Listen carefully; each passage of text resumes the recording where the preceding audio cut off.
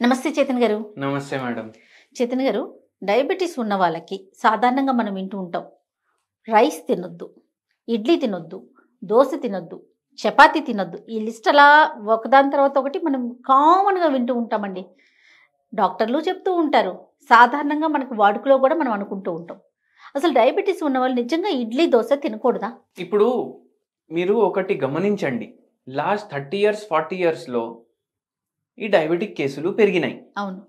కానీ ఇవి పెరగడానికి ఒకవేళ ఇడ్లీ, దోశ కారణం ఉండుంటే మన పుట్టుకతోటి అందరికీ డయాబెటీస్ ఉంటుండే. బై బర్తే బై ఉండాలంటారు. బర్త్‌కే ఉండాలి గదా! ఆ! మనం అందరం అదే తినేసి పెరిగినాం గదా! ఎగ్జాక్ట్‌లీ. ఆ! హ్మ్. ఇప్పుడు మీరు ఆలోచించండి. మళ్ళా ఎందుకు ఇప్పుడు ఇడ్లీ, దోశ తినొద్దు అని అంటున్నారు? అంటే రైస్ కంటెంట్ ఉంటుంది కాబట్టి దాంట్లో కార్బోహైడ్రేట్స్ ఎక్కువ ఉంటాయి కాబట్టి రైస్‌లో హా! కార్బ్స్ ఎక్కువ ఉంటాయి కాబట్టి తినకూడదు అనేది కరెక్ట్ కాదంటారా?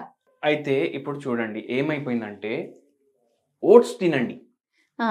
ఓట్స్ తినండి అనేసి చెప్తారు. ఓకే. మనం ఏం చేస్తాం, కిరాణా దుకాణానికి పోతాం, అన్న ఓట్స్ ప్యాకెట్ ₹10 అది ఓట్స్ ఉప్మా అనేసి ఇప్పుడు అమ్ముతున్నారు. అవును. అది ఓన్లీ మీరు బాయిలింగ్ వాటర్‌లో వేయాలి, ఫినిష్ రెడీ అయిపోతది 2 నిమిషాల్లో. Ready to mix. Ready to mix ఉంది గదా! అది ప్రాసెస్డ్ ఓట్స్. ప్రాసెస్డ్. ప్రాసెస్ అయిపోయింది అది. ఓకే. అంటే ఉప్పు ఉంది, కారం ఉంది, ప్రిజర్వేటివ్ ఉంది, వెజిటబుల్స్ కూడా డీహైడ్రేట్ చేసి ఏసిండ్రు దాంట్లో. మీరు ఓన్లీ వాటర్ వేయాలి అంతే. అవును. అది ప్రాసెస్డ్ ఓట్స్ అది. ఓకే. ఇప్పుడు ఏమైపోయింది అంటే మనం రైస్ తింటాం కదా, మన తినే రైస్ కూడా ప్రాసెస్ అయి వస్తుంది. అరే డబుల్ పాలిష్ రైస్ వైట్ ఉంటుంది, బాగుంటుంది, జర స్వీట్ అనిపిస్తుంది, అవును. అవునా కదా? ఉమ్. అట్లనే సింగిల్ పాలిష్ రైస్ కూడా ఉంటుంది, అన్పాలిష్డ్ రైస్ కూడా ఉంటుంది, బ్రౌన్ రైస్ కూడా ఉంటుంది, రెడ్ రైస్ ఉంటుంది, బ్లాక్ రైస్ ఉంటుంది. ఉమ్. కానీ మనం తినే రైస్ ఏది ఎక్కువ మార్కెట్లో అవైలబుల్ ఉంటుంది అంటే ఏదైతే ఎక్కువ ప్రాసెసింగ్ అయింది అది ఎక్కువ అవైలబుల్ ఉంటుంది. ఉమ్.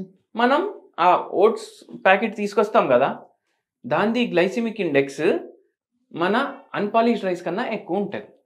ఓ. అంటే ఇప్పుడు అన్పాలిష్డ్ రైస్ మీరు తిన్నారనుకోండి, మీకు షుగర్ స్పైక్ ఎంత వస్తుంది, దానికన్నా ఎక్కువ షుగర్ స్పైక్ మీకు ఓట్స్ ప్యాకెట్ తోటి వస్తుంది. అది ఒకటి. ఓకే. మళ్ళీ ఇంకోటి ఏంది అంటే, ఇప్పుడు మనం హోటల్కి పోయినాం అనుకోండి, హోటల్ కంటే మంచి హోటల్కి పోయినాం మనం. ఇప్పుడు ఒక కెఫే చాలా ట్రెండింగ్లో ఉంటుంది ఇడ్లీల కోసం, దోశల కోసం, అవునా కాదా? వాళ్ళ బ్రాంచ్ హైదరాబాద్లో కూడా ఓపెన్ అయింది. ఓకే. ఆడికి పోతే మనం ఇడ్లీ తినాలనిపించిన, దోశ తినాలనిపించిన డైరెక్ట్ పోయి ఆర్డర్ ఇవ్వము. ఫస్ట్ రేట్ కార్డ్ చూస్తామా లేదా చెప్పండి. 100% చూస్తాము. ₹300 దోశ వస్తే మీరు ఎన్ని దోశలు తింటారు? ఒక్కటే తింటారు. బై ఛాన్స్ కాలేజ్ పిల్లలు ఉన్నారనుకోండి, ఇద్దరు పోయినరు అనుకోండి, అరే ఒకటి తీసుకుందాం, సగం సగం చేసి తినేద్దాం, దాని తర్వాత కాఫీ 1/2 చేసుకుందాం అంటారు, అవునా కదా? వెరీ కామన్ అది. అదే ఇంట్లో మీరు కూర్చుంటే, ఇప్పుడు మనం పోయి కిచెన్లో చూడం, ఎవరైతే మగవాళ్ళు ఉంటారో వాళ్ళు పోయి చూడరు కిచెన్లో. ఎన్ని తింటారు మీరు చెప్పండి? 7, 8, 9. ఎందుకంటే వాళ్ళకు వేసే పని ఉండదు, అవునవును, కూర్చొని తినే పని ఉంటది. నాకు 10+ తినే వాళ్ళు కూడా తెలుసు చేతన్ గారు. చపాతీలు గానీ దోశలు గానీ 10+ కూడా తింటారు కొంతమంది. ఒకవేళ మనం వాళ్ళకు చెప్పినాం అనుకోండి, కోపం వస్తుంది, అరే తినేటప్పుడు లెక్క పెడతారా, అట్లా లెక్క పెట్టొద్దు, దిష్టి పడుతుంది మళ్ళీ నాకు అనేసి అంటారు. కానీ మనము ఒకటి ఏం ఆలోచించమంటే, ఎన్ని క్యాలరీలు పోతున్నాయి మన బాడీలో. ఏం డౌట్ ఉంటుందంటే, చాలా మందికి ఒక అపోహ ఉంటుంది, ఏంది, అరే ఇంట్లో వండేసి తినేటివి ఏది తిన్నా హెల్త్ కి చాలా మంచిది, అవునా కదా? హెల్త్ కి మంచిది కాదు, హైజీనిక్ ఉంటది, అవును. కానీ ఏది అతిలో పోయినా అది ప్రాబ్లమాటిక్ చేస్తుంది, అవునా కదా? అయితే ఇప్పుడు మీరు ఎప్పుడు ఇంట్లో తింటున్నారు కదా, నేను నా ఒక మెసేజ్ పెడుతున్నా నేను లేడీస్ కి, మీరు కూడా ₹300 ఛార్జ్ చేయండి ఒక దోశకి, అప్పుడు ఆలోచించి తింటాడు మనిషి. కానీ యాక్చువల్లీ ఏంది అంటే, 2 దోశల కన్నా ఎక్కువ ఒకవేళ చిన్నగా ఉన్నా సరే తినొద్దు. ఎందుకు తినొద్దు?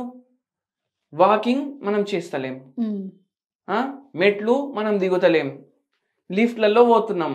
ఇంతకు ముందు బండ్లు లేకుంటుండే, ఇప్పుడు అందరి దగ్గర ఒక్క మనిషికి 2 2-వీలర్లు ఉన్నాయి, ఒక 4-వీలర్ ఉంది ఇప్పుడు యావరేజ్ గా చూసుకుంటే. అంటే నేను చెప్పేది ఏంటంటే, చాలా మందికి అట్లా అయిపోయింది సిచ్యువేషన్. బస్ స్టాప్ వరకన్నా నడుస్తుండే ఇంతకుముందు. కాలేజ్కి పోవాలంటే బస్లో పోతుండే, అవునా కదా, లేకపోతే సైకిళ్ళు తొక్కుంటా పోతుండే. ఇప్పుడు ఫిజికల్ యాక్టివిటీ అస్సలు లేదు. అటువంటప్పుడు మనకు అవసరమన్న క్యాలరీలు కూడా తక్కువ. అట్లాంటప్పుడు మీరు 7, 8, 10 దోశలు తింటే మీకు వెయిట్ పెరుగుతుంది, షుగర్ పెరుగుతుంది, బీపీ పెరుగుతుంది, నిద్ర డిస్టర్బ్ అవుతుంది, ఇన్ని ప్రాబ్లంలు అవుతాయి. ఒకవేళ మీకు నిజంగా 10 దోశలు తినాలనిపిస్తే ఎటువంటి ఉద్యోగం చూసుకోండి అంటే న్యూస్ పేపర్ బాయ్ ఉద్యోగం ఉంటుంది, అది తీసుకోండి.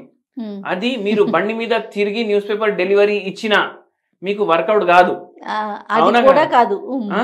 మీరు సైకిల్ తొక్కుంటా తిరుగుతారు రోజు 2 గంటలు, అవునా కాదా, అప్పుడు మీరు అయినా సరిపోదు. మళ్ళా ఏం చేయండి అంటే ఇంకోటి ఏదైనా కిరాణా షాప్ లో పని చేయండి, డెలివరీ పని. అన్ని ఇంటికి పోయి వాకింగ్ డెలివరీ ఇస్తారు కదా పిల్లలు, అవునా కదా. అయితే నేను చెప్పేది ఏంటంటే ఈ అన్ని ఉద్యోగాలు ఇప్పుడు లేవు. అంటే మన ఉద్యోగంలో మన ఎనర్జీయే స్పెండ్ అవ్వట్లేదు. ఇంతకుముందు పొలాల్లో ఎంతమంది పని చేస్తుండే, మొత్తం రోజు ఫిజికల్ యాక్టివిటీ ఉంటుండే, వాళ్ళకు ఏం తిన్నా నడుస్తుండే. ఇప్పుడు చెప్తారు కదా చాలా మంది, అరే మా తాత వాళ్ళు ఇంత తింటుండే అంత తింటుండే అయినా బక్కగా ఉంటుండే, షుగర్ లేదు, బీపీ లేదు. ఎందుకంటే అదంతా జీర్ణం అయిపోతుంది, బయటికి వచ్చేస్తుంది. ఇప్పుడు అది రావట్లేదు కదా. అందుకే పోర్షన్ కంట్రోల్ ఇంపార్టెంట్. మీరు ఏం చేయండి అంటే ఇప్పుడు ఏం చేస్తాం, రైస్, పప్పు, వైట్ కలర్ ఏం పప్పు మేడం, మినపప్పు. మినపప్పు కదా. అయితే అట్లా చేస్తే ఇడ్లీలు తయారైతాయి కదా. మీరు వైట్ రైస్ బదులు బ్రౌన్ రైస్ అన్న వాడండి, కొంచెం రాగులేయండి దాంట్లో. అట్లా చేస్తే ఏమవుతుందంటే దాని గ్లైసిమిక్ ఇండెక్స్ తగ్గుతుంది.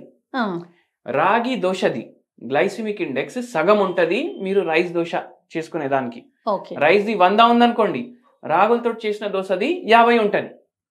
నూనె మంచి క్వాలిటీ వాడండి. ఏం చేస్తాం, మార్కెట్కి పోయి ఏది అన్నిటికన్నా తక్కువ డిస్కౌంట్లో ఉంటుంది ఆ నూనె పట్టుకొస్తాం. పోర్షన్ కంట్రోల్ అన్నిటికన్నా ఇంపార్టెంట్.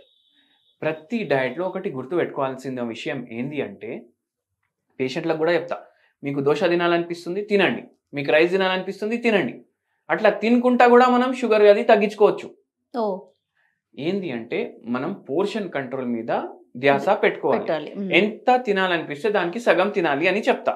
దోశ మాకు 7-8 తినాలనిపిస్తుంది, లేదు దానికి లెక్క 2 పెట్టుకోండి మీరు. మళ్ళీ వెరీ ఇంపార్టెంట్ పాయింట్ ఏంటంటే ప్రతి మీల్లో మనం సాలెడ్లు ఇంక్లూడ్ చేయాలి. మీకు 2 దోశలకు వెయిట్ ఎంత అవుతుంది, అప్రాక్సిమేట్లీ ఒక 100 గ్రాములు అనుకోండి, 200 గ్రామ్స్ మీరు సాలెడ్ తినండి. ఆటోమేటిక్ గా మనకి కడుపు కూడా ఫిల్ అయిపోతుంది. మీకు దోశ కావాలి, దోశ కూడా తింటున్నారు. అట్లా ఇది వెరీ ఇంపార్టెంట్. సో దోశ అయినా ఇడ్లీ అయినా ఏది తిన్నా పర్వాలేదు కానీ కంట్రోల్లో ఉండాలి. ఓకే, అట్లా.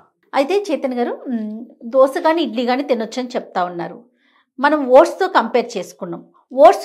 ఓట్స్ తింటే వచ్చే క్యాలరీస్ అండ్ ఇవి తింటే వచ్చే క్యాలరీస్ ఎట్లా అండి, వీటి లెవెల్ ఎలా ఉంటుంది చెప్పండి. మరి ఎలా ఉంటుంది అంటే అది ప్రాసెస్డా అన్ప్రాసెస్డా మనం ఆలోచించాలి. ఓట్స్ ప్రాసెస్డ్ రైస్ కన్నా ఎక్కువ క్యాలరీలు ఉన్నాయని చెప్పినా కదా మీకు నేను. అవును. కానీ అన్ప్రాసెస్డ్ ఓట్స్ ఉన్నాయి అనుకోండి అండ్ అన్ప్రాసెస్డ్ రైస్ ఉంది అనుకోండి, ఆల్మోస్ట్ సేమ్ ఉంటుంది అవిడి. ఇప్పుడు మార్కెట్లో ఏది ఇప్పుడు కొత్తది వచ్చింది, ఏం ట్రెండింగ్, బయట వాళ్ళు తింటున్నారు, మనం కూడా అదే తినాలి అని రూల్ లేదు. మన కణాలు ఏవైతే మన బాడీలో ఉంటాయి దాంట్లో మన పూర్వీకులది మెమొరీ కూడా ఉంటుంది. అంటే మనం ఏది తింటే మన బాడీకి పడుతుంది అది కూడా రాసి ఉంటుంది మన జీన్స్లో. ఓకే, మనకు ఆబ్వియస్లీ వాళ్ళు తిన్నదే మనం తింటే బెటర్. అవును, జెనెటికలీ మనం క్లోజర్ ఉంటాం రైస్కి కానీ రాగులకి కానీ జొన్నలకు కానీ. మన ఇండియన్ ఫుడ్డే మీరు ప్రిఫర్ చేయండి. ఓకే, అది వెరీ ఇంపార్టెంట్. రైట్ అండి. Thank you so much Chaitanya గారు. నమస్తే.